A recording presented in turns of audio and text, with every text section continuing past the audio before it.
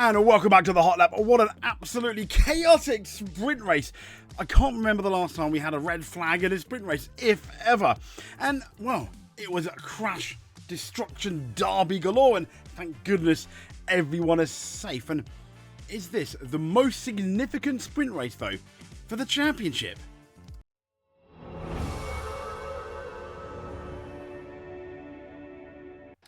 Yes, welcome, and it's Lando Norris that ended up winning the sprint race. Absolutely congratulations to him. It wouldn't have been easy. It was tricky conditions. It wasn't the rain that we were expected and somewhat promised, but let's be honest, when everyone says it's going to be a wet Grand Prix, you got to take that with a massive, I'd say a tablespoon of salt, let alone a teaspoon of salt, as the saying goes. Having said that, it was moist. I know people hate that word, don't they? Moist. It was a moist, it was fairly damp to begin.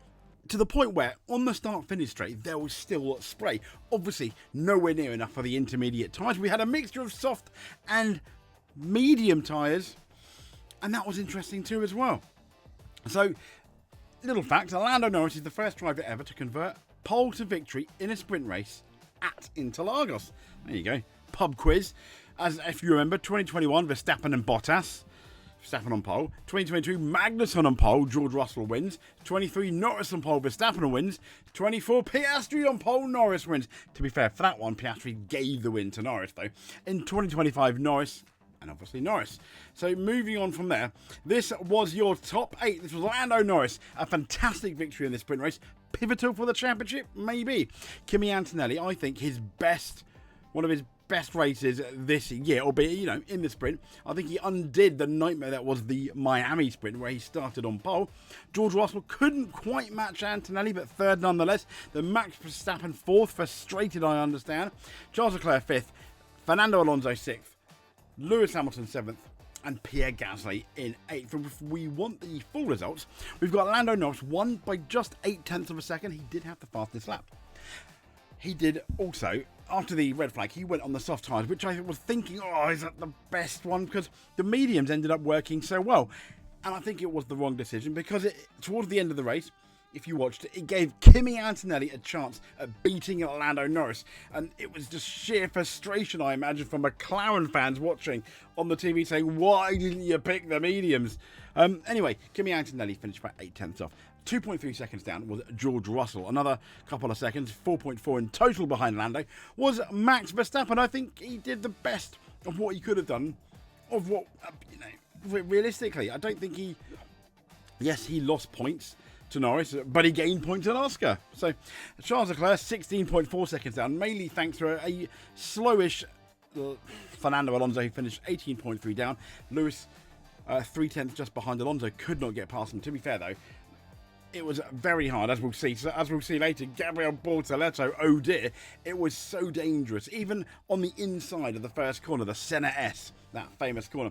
The minute you went on the inside, you went off the racing line, and it was very wet indeed. So, Pierre Gasly 8th, Lance Stroll 9th. Pierre Gasly getting into the points, well done. Isaac Hadjar 10th, Ocon 11th, Behrman 12th. Lawson 13th, Tsunoda 14th, 15th, Sainz 16th, Hulkenberg, he had that accident, didn't he? 17th, Alexander Albon, and then DNF for Bortoleto, he's fine. Piastri, massive shock, and Colapinto, and we'll get into Piastri in a second. So Piastri's, I did say a second, didn't I? Piastri's recent Grand Prix results. Is it championship over? No. Is it championship's hope dented just a tiny bit? Yeah, if I'm honest.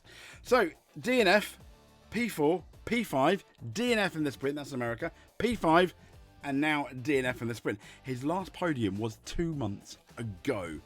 Is it McLaren favouritism? No, at this point, I think you can't say it. And this was Oscar Piastri going out of the sprint race. And obviously we had Colapinto. I mean, this is Colapinto smashing into the barrier as well. Piastri out, and, well, the live championship is 365 points for Lando Norris, 356 for Oscar Piastri, and 326 for Max Verstappen. If Piastri loses it by 8 or 9 points, it would have been this race. Obviously, you win a championship all the way through. This was the Piastri crash here. So as you can see here, he's coming through the Senna S. It's good so far. And then you'll see on this part here, he ends up, look at this, he ends up here with his wheel on the wet curbs. To be fair, Lando did it, and a lot of other drivers did it. But when you do that, it's almost like you're playing the devil at his own game. It is a massive gamble to put those slick tyres on a wet surface, because the curbs hold little puddles for the way the curbs are.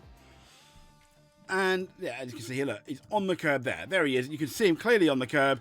And then it's, oh my God, no! Ah! And then to the scene of the accident. And gabonk. Yeah. I mean, I felt really bad. But he's got no one to blame but himself. Was it a risky? Yeah, it was. He wasn't even going wide. He was fully in control. And as you can see, it just swaps. It literally just swaps.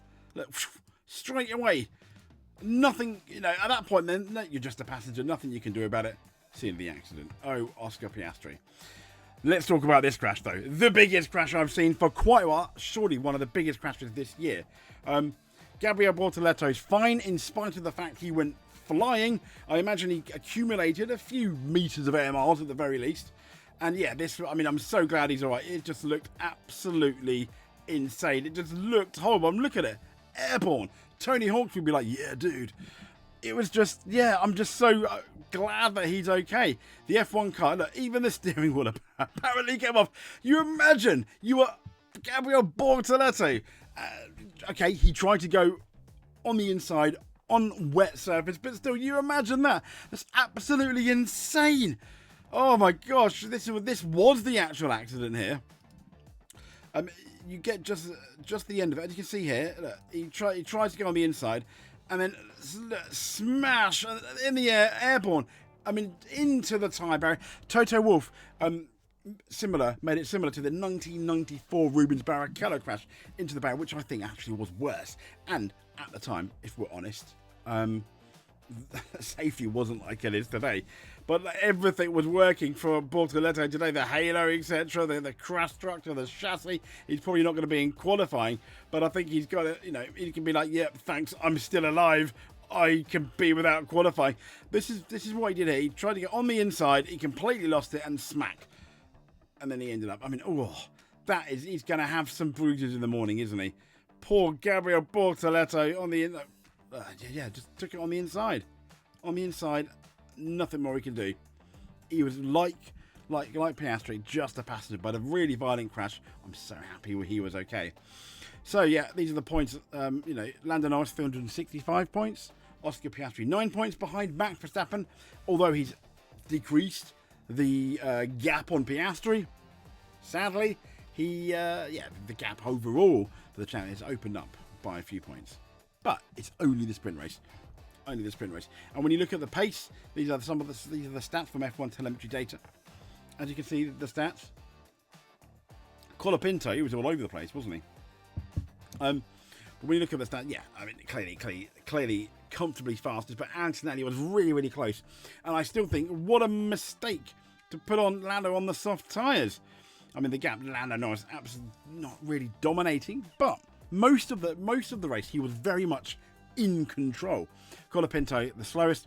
Leclerc and Hamilton, getting about a couple of tenths out, but to be fair, they were being held up by a very defensive Fernando Alonso. Piastri half a second down on Lando Norris, but we don't really know that much because the race was red flag. So even the data, I'm not saying it's unreliable, but it's quite hard. Norris, beginning to end, brilliant.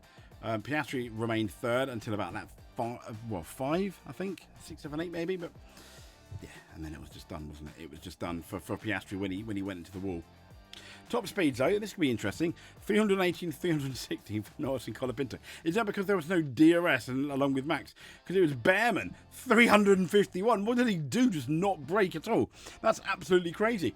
Sainz 347, Hadjar 345, even the Ferraris 340, 339. And to be fair, when you look at the Aston Martin, Lance Stroll 339, Alonso 333. So he's a few kilometres per hour slower than both the Ferraris behind him at the time, but the reason why Leclerc and Hamilton struggled to get by is the same reason why Gabriel Bortoleto had that whoops-a-daisy crash, simply because they couldn't get off that racing line because they would have spun. And we saw exactly what would have happened at the time. So moving on then, let's now have a look at the winners and losers. Our winners and losers of the Sprint Grand Prix in Brazil. And on the bottom, the person that's not done so well, I'm sorry, yeah, you've got to give it to him. This guy's got a world championship to win, and he spins in what was, understandably, but I think quite an amateurish crash. Oscar Piastri's now at that level, then that shouldn't happen. Now, yes, I appreciate pretty much every F1 driver has had a crash or something similar to that crash. But as I adjust the green screen, but in relation to that, he's got a world championship to win. So amateur hour for McLaren's Piastri, amateur hour for Colapinto as well. He spun off very, very similar on the water, but I haven't got the footage. But when you see him go into that Senna S, it was just completely out of control. It could have been avoided. Once again, why did Alpine sign him? Timo Senna. Hulkenberg, again, was he's one of the trio that went off in sympathy with Oscar Piastri. It reminded me of that race in 2003 where there was a river running and people like Michael Schumacher ended up in there as well. Schumacher, a man of many talents. Oh, the 2008 Nürburgring Grand Prix, I think either Germany or the European Grand Prix, where 2007, sorry, where Lewis Hamilton and others ended up at that first corner, but it was raining a lot more. So these two, I'm going to put these two together, yeah, as kind of like a negative. Oliver Bearman and Liam Lawson, these two. I mean, Ollie Bearman absolutely squeezed the heck out of Liam Lawson. It was squeezing so much he wouldn't have been able to get any more other than a crash. Sadly, it did end up in a crash. Liam Lawson on the inside. Bearman arguably not really giving each other any space. And yes, if the incident, I think, has gone to the streets, I'd be surprised if it's anything but a racing incident. However, we are dealing with the FIA, so, you know, disqualified from the championship potentially for something like that. They are so inconsistent. Yuki Tsunoda, again, didn't really feature. He did start from the pit lane, though, didn't he? Dear old Yuki Tsunoda. So he started from the pit lane, and he ended up finishing, what, 14th? Bear in mind, 3 people went off. Still, if I'm honest, I'm so sorry, Yuki. Yeah, very average. Again, Alexander Albon, very, very average as well. It was just, yeah, 17th, not great. And, yeah, a bad race. It's a bit embarrassing, really, because it was Carlos Sainz, the man that started last, ended up beating you. But there we go. So, after Carlos Sainz, we've got Esteban Ocon, I want to say a solid-ish result in 11th. He did better than Bearman. He kept himself out of trouble, unlike his teammate Oliver Bearman, just outside, a few places outside the points. I think fairly happy-ish. Now, the reason I've got Gabriel Bortoleto this far up, yes, he made that mistake. But until then, it was looking okay. And part of me also wants to put him not quite maybe in too much of a positive light, but he went for it. He tried to go for an overtake on the last lap. It didn't work, but fair play. He's a rookie. Unlike, for example, Piastri, I guess we can give him a tiny bit of leeway. In the positive, Lance Stroll, okay, he didn't get any points. He finished, though, in 9th. So, well done for not embarrassing yourself, Lance Stroll. Isaac Hadjar just outside the points in 10th. I think he had a fairly solid race, though. Lewis Hamilton, I think it was too risky for him to try and get by Leclerc. I felt he was faster than Leclerc at times, especially in the first stint. He himself said in interviews he felt a lot more confident in that first stint. But Charles Leclerc just couldn't get past Fernando Alonso. Now, Charles Leclerc, let's be fair, is not the biggest risk taker when it comes to passing people. However, you wanted that in this race simply because off the line it was so slippery, and he would have ended up in the wall. And yeah, speaking of Leclerc, I mean, he's just won above Hamilton. A solid-ish, unspectacular, decent move, unspectacular result. But yeah, if it was dry, he would have been past Alonso, I think, a lot more sooner. Next up, we got Max Verstappen. Yeah, okay, he finished 4th, so it was somewhat damage limitation, really. And he's going to be going into qualifying. I don't know what the qualifying results are yet. Into, I imagine, damage limitation mode. So Fernando Alonso is next, and I think he did really, really well. Fernando Alonso, bear in mind, the Aston Martin is not the fastest car in a straight line. I do think the conditions really helped him. But yeah, not bad at all from you, Fernando Alonso. Next up, then, we've got Pierre Gasly. Now, what's so good about Pierre Gasly? Well, this guy ended up getting in the points. It was absolutely amazing. He finished, 8th, which is points for the sprint race. I appreciate just the one. But I guess when you're Pierre Gasly and Alpine, at this point, you'll take anything. But well done, Pierre Gasly. Absolutely fantastic. And there's only 3 people ahead of you. One of them being George Russell, who did finish third. And yeah, solid. You didn't get Antonelli, but there we go. And we put Antonelli as second best, and finishing P2. He was so close to Lando at times, wasn't he?